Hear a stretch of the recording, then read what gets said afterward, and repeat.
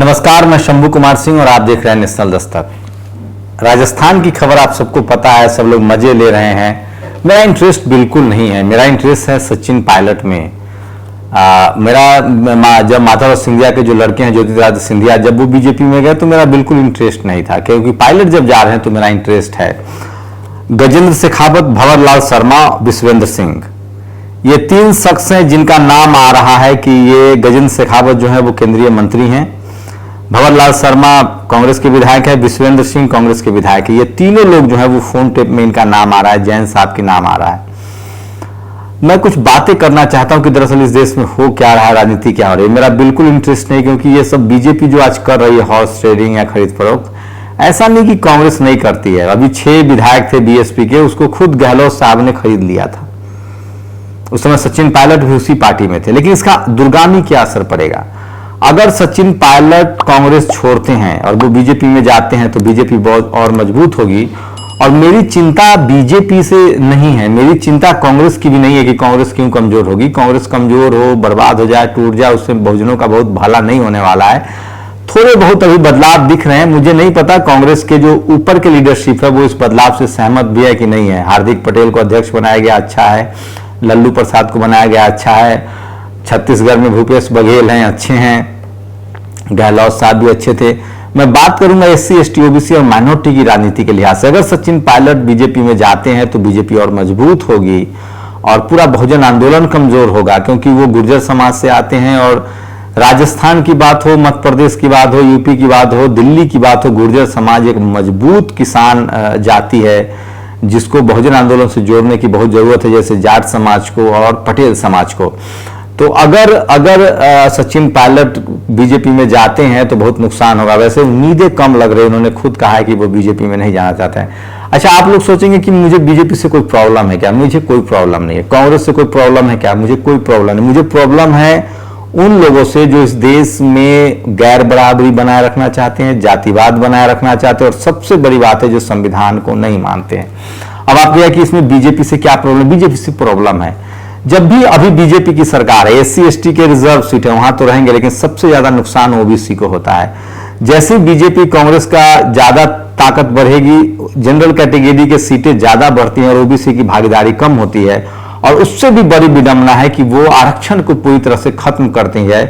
RSS की जो पूरी विचारधारा है, उस विचारधारा में ये साफ साफ है कि मनुस्मृति लागू करना है। वो बाबा साहब से नफरत करते हैं, वो फूले, पेरियार, अंबेडकर, कबीर, बुद्ध, रविदास के विचार से नफरत करते हैं। मेरी कोशिश होती है, मैं इस बात का समर्थक हूं कि इस देश में जो संविधान है उससे चलना चाहिए।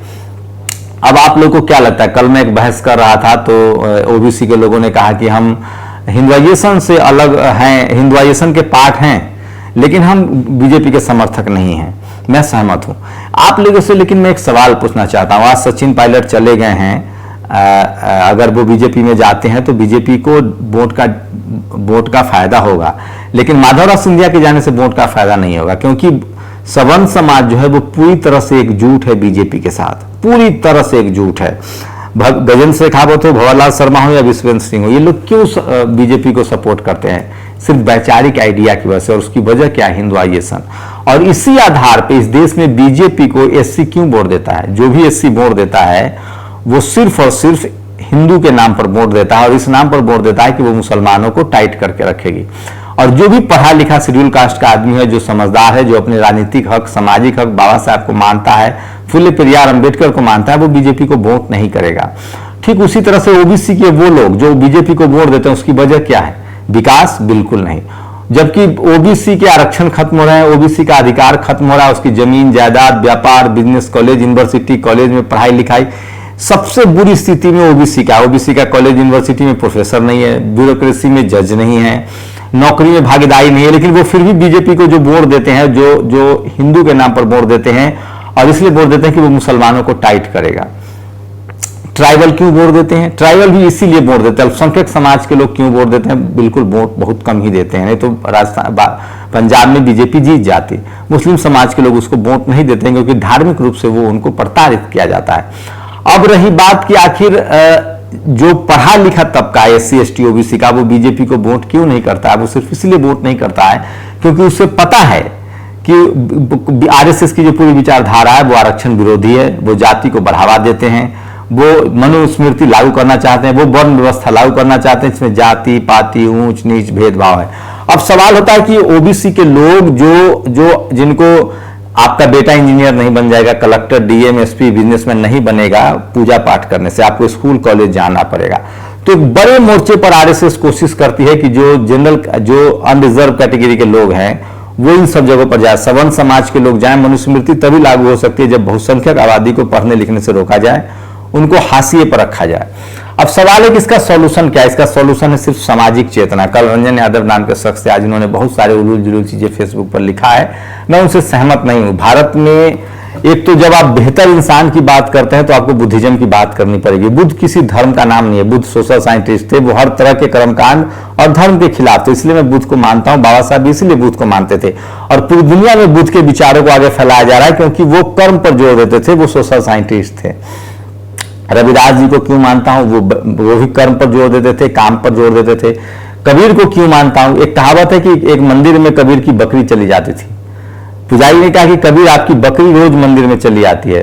कबीर ने कहा कि पुजारी जी बकरी चली जाती है, जानवर है, मैं इंसान हूं, मैं थोड़ी जाता हूं। तो अब जब कबीर, रविदास, फुले, पेरियार, अंबेडकर, साहू जी महाराज, पेरियार ललई सिंह यादव और सुखदेव प्रसाद, रामस्वरूप वर्मा, पूरा आर्जक संघ को पढ़ेंगे तो अब आपको लगेगा कि ये लोग वैचारिक क्रांति क्यों चला रहे थे। सोनीलाल पटेल, आप कर्पूरी ठाकुर, इन तमाम लोगों ने कहीं ना कहीं सांस्कृतिक बदलाव पर जोर दिया और शेड्यूल कास्ट आज सबसे ज्यादा सांस्कृतिक बदलाव को आगे बढ़ा रहा है। बाबा साहब ने जब 1956 में बुद्ध धर्म की दीक्षा ली, उसका उनका उद्देश्य ही था इस देश को एक सामाजिक चेतना, वैज्ञानिक चेतना की तरफ ले जाना था। कहीं ना कहीं इस देश में जो काम आरएसएस ने किया अपने आइडियोलॉजी को आगे करने के लिए, आरएसएस जब काम करती है ना, आरएसएस जब काम करती है और जब आप हिंदू धर्म को मानने लगते हैं, सनातन व्यवस्था को मानते हैं, वर्ण व्यवस्था को मानते हैं, क्योंकि आप पढ़े लिखे नहीं है, कॉलेज यूनिवर्सिटी नहीं जाते हैं, आप देखिएगा हमेशा जो मनुस्मृति है, ब्राह्मणवाद है, जातिवाद है, उसका विरोध कौन करता है? जो स्कूल कॉलेज यूनिवर्सिटी गया है, जो नौकरी चाकरी में है, बड़े बड़े पदों पर है। जो हमारे बहुजन समाज के लोग पढ़े लिखे नहीं है वो इसका विरोध नहीं करते, इसलिए उनको पढ़ने लिखने नहीं दिया गया, क्योंकि पढ़ना लिखना आपको सवाल खड़ा करना सिखाता है। फुले, पेरियार, अंबेडकर इसलिए सवाल पूछते थे क्योंकि वो पढ़े लिखे थे। रामस्वरूप वर्मा, पेरियार ललई सिंह यादव हो या जगदेव बाबू, ये सब सवाल क्यों पूछते थे? कर्पूरी ठाकुर क्यों पूछते थे? क्योंकि वो पढ़े लिखे लोग थे, उन्होंने उस दर्द को झेला था और वो समाज को बाहर लाना चाहते थे।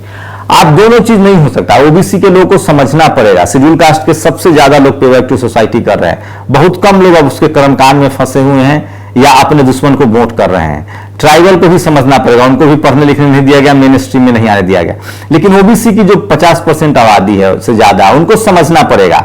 आप दोनों चीज एक साथ नहीं कर सकते। आप आरएसएस बीजेपी, आप वर्ण व्यवस्था ही बने रहें, आप मनुवाद, ब्राह्मणवाद, जातिवाद को ही मानते रहें और आप चाहेंगे कि आपका कल्याण हो जाए, तो ऐसा नहीं हो सकता है। आपको फुले, पेरियार, अंबेडकर की विचारधारा पर आना पड़ेगा। और ये काम सांस्कृतिक बदलाव का काम कहीं ना कहीं लालू यादव ने नहीं किया है, ये काम मुलायम सिंह यादव ने नहीं किया, अखिलेश यादव ने नहीं किया है, इसीलिए ये सब प्रॉब्लम्स हो रही है। आरएसएस को क्या अच्छे बताइए, आज बीजेपी और आरएसएस में सबसे ताकतवर आरएसएस है।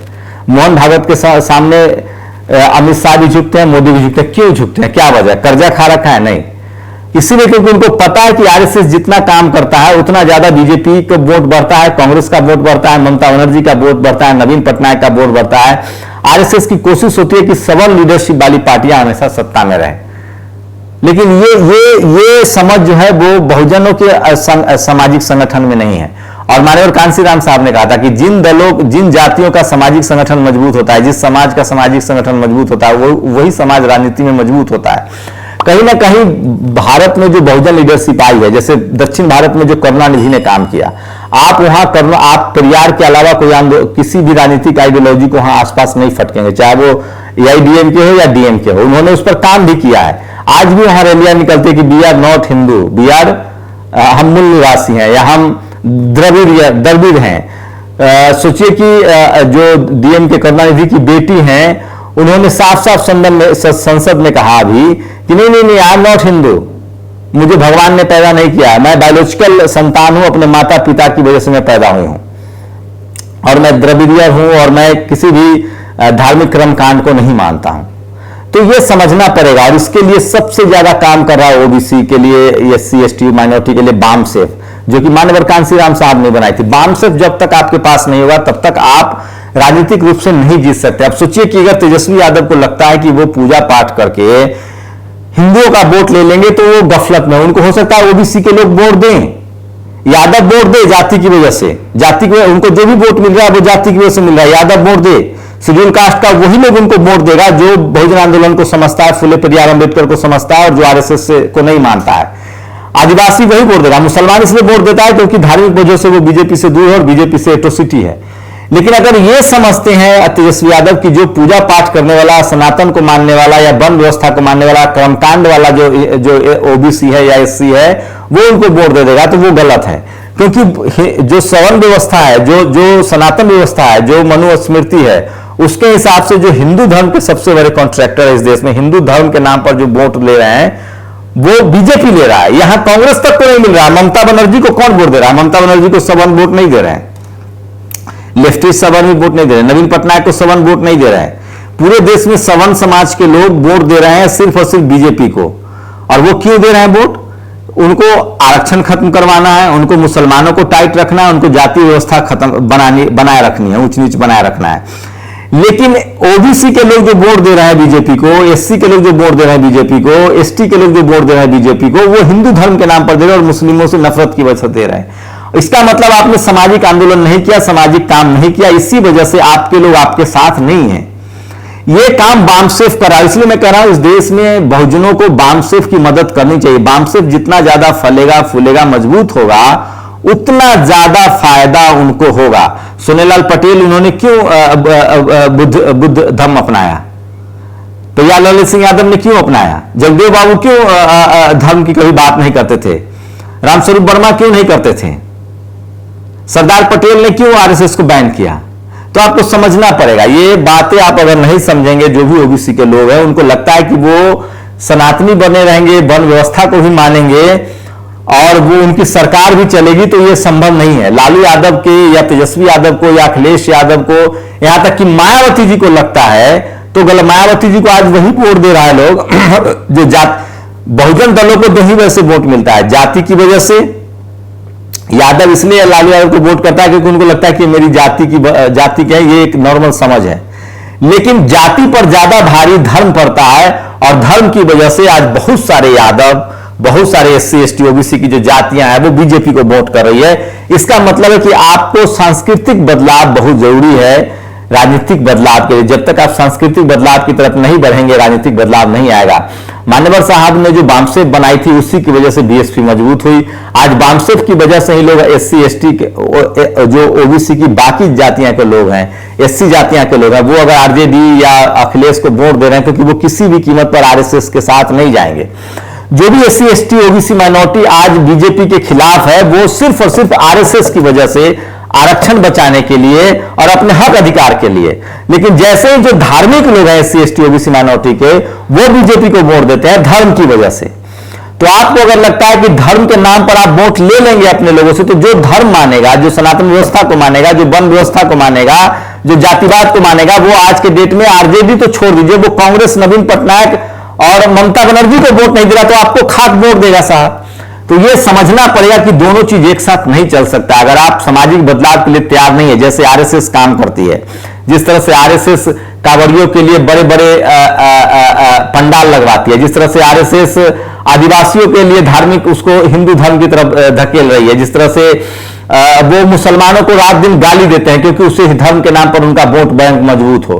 तो जब आरएसएस से सारे अपने विचारधारा का काम बढ़ा सकता है, तो मुझे लगता है कि बामसेफ को भी अपने विचारधारा का काम बढ़ाना चाहिए। और जितना ज्यादा बामसेफ का काम होगा, जितना बामसेफ काम करेगा, उतना जितना ज्यादा वो बुद्ध फुले पेरियार अम्बेडकर की विचारधारा को हम लोगों तक पहुंचाएंगे, तभी आपको वोट मिलेगा। नहीं तो आप माथा पीट लीजिए, बीजेपी को आप नहीं हरा सकते हैं।